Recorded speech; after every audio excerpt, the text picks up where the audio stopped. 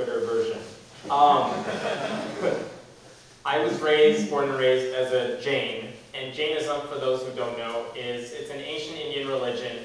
The biggest belief is nonviolence. So I was raised, for example, as a vegetarian. And they also do believe in some supernatural things, such as reincarnation, such as heaven and hell. This idea that you have karma that you could gain and lose and shed. So when I was 14, my family moved, which it was like a week before high school started, kind of an important time in my life anyway. And that was kind of devastating. And the thing that went through my mind when that happened is, obviously moving is the worst thing to ever happen to anyone in the history of the world ever, so there must not be a God.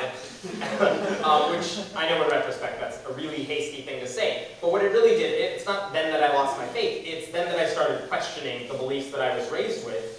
And when I started asking questions like, I always pray about this, I always say this. How come none of my friends have ever even heard of the people I pray to, if we know the truth?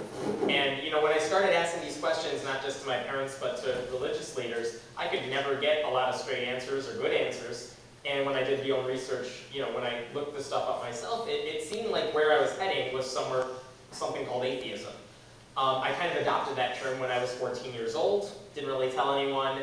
And when I was in college, I started a group like AHA here, and I got to know a lot of other atheists. I got to work with atheist organizations. And so ever since the beginning of college till now, which has been about 8 years for me, I've started working with a lot of national atheist organizations. And that's kind of what I do now. I've kind of been entrenched in that world for a while. Scotty mentioned this book I wrote, I Sold My Soul on eBay. That was kind of a chance for me to say I've never been to any non-Jain church or temple or synagogue.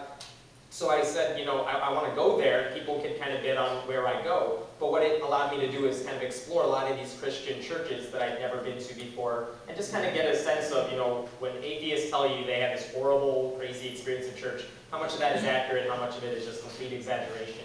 And I had a chance to check that out for myself. So I still call myself an atheist now, but that's where I'm coming from. Good.